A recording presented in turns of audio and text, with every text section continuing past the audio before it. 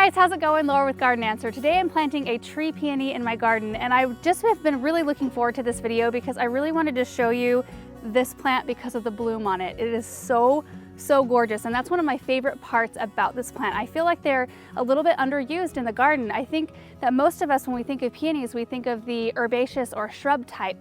You know, the type that get blooms all over on them, but then you cut them back to the ground in the late fall or early spring, and they come back new from the ground every year. Well, the difference is these tree peonies actually grow woody stems, so you don't cut them back. And they kind of create nice structure, and they're attracting my honeybees. There's a honeybee on it right now. How fun. That's like a added benefit.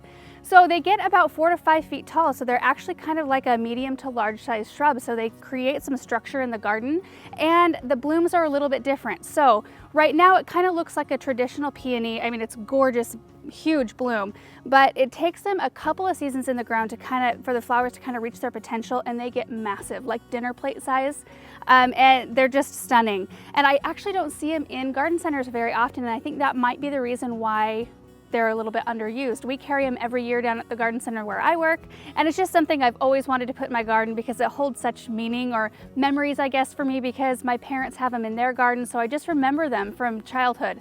Every year we were always so excited for these to bloom, and we would get our drinks, our coffee or whatever, and we'd go on garden tours, and we always loved to stop and look at these. So it just was something special that I always knew that I needed to have in my garden. I had one in our old garden. Now I'm planting one here. So I just want to tell you a little bit about the plant first as far as stats go. So it's a zone 4 through 8, like a solid zone 4 through 8. Now, you guys who live in a zone 3, you may be able to get away with planting one of these if you protect it a little bit extra in the winter. So if you wrap it with burlap or if you mulch it really well, they may survive. I mean, they may suffer some dieback though, so it's just kind of risky. And then for those of you in a zone 9, you also may be able to get away with a tree peony if you try to trick it into dormancy. So in November, you can go in and remove all the foliage and leave the woody stems, stop watering it, don't fertilize it, and sometimes they will set new buds. Hopefully they will set new buds. So if you're in a zone 3 through 9, you can roll the dice and try it out. But for those of us in 4 through 8, they're a great plant. A hardy perennial for the garden. So I'm planting mine in a spot that gets morning sun. They can actually handle full sun, and they'll grow quicker in a full sun location, but the flowers do not last as long. So I like to put mine in a spot that either has filtered afternoon sun or a good block of morning sun. So this will get about 6 hours in the morning, which is perfect. This spot is also protected from the wind. So the wind comes from right behind me and kind of travels this direction most of the time.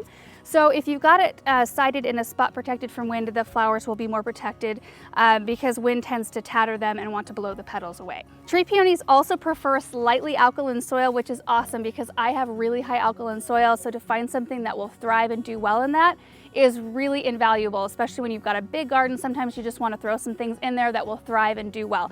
Now, if you have acidic soil, like more on the acid side, you could always throw a few handfuls of lime into the planting hole when you plant this, and then just amend it every once in a while with lime to help bring that pH up a little bit so that you keep it happy. They're also deer resistant. I know some of you guys deal with deer. I don't, thankfully. Beautiful to watch, but I would not be happy with them eating my plant. So this is a great one to put in the ground if you have deer. And the last thing I wanted to mention about tree peonies is pruning. They actually bloom on old wood, so you do not want to cut them back down to the ground like you would with your normal herbaceous shrub type peonies. You can prune them right after they're done blooming if you need to. Preferably you're putting them in a spot where you can allow them to just do their thing and grow to their mature size. You can go in though, once they start to thicken up, you can go into the center and kind of open it up like you would with a rose just to keep air flowing through them. It kind of keeps diseases down. Peonies are susceptible to some like powdery mildew and stuff like that.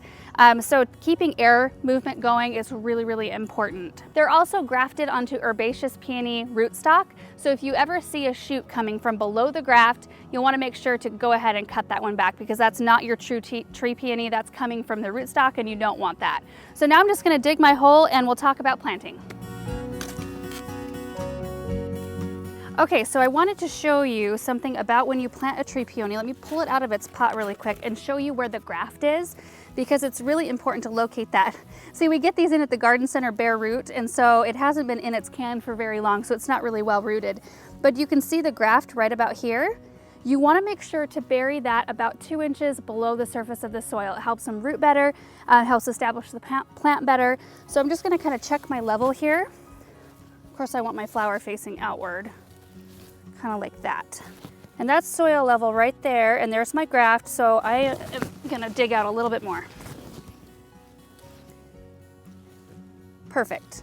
And then I'm just gonna backfill soil around it.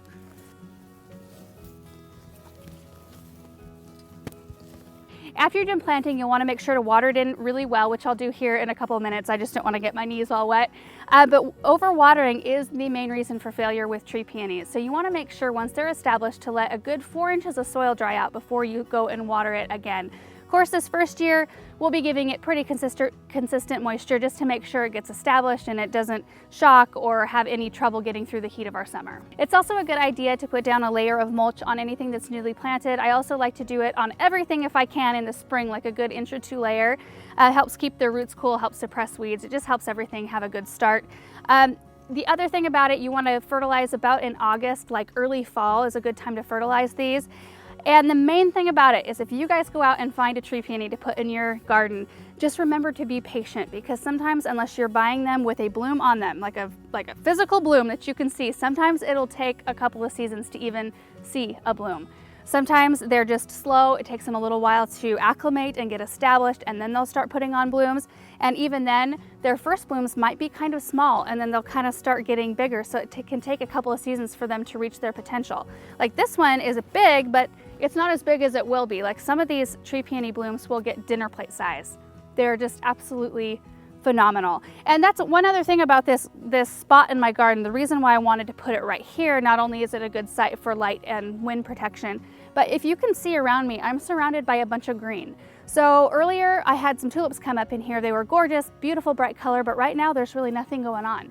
There are some irises way back there, but there's nothing right around me that's going to start blooming until a little bit later in the summer. So I wanted something that had some color right here. So I think that this kind of solves that problem. So anyway, I hope you guys enjoyed this video. I hope you guys go out and find one of these because it's super worth it to have one in your garden. Thanks so much for watching. We'll see you in the next video. Bye.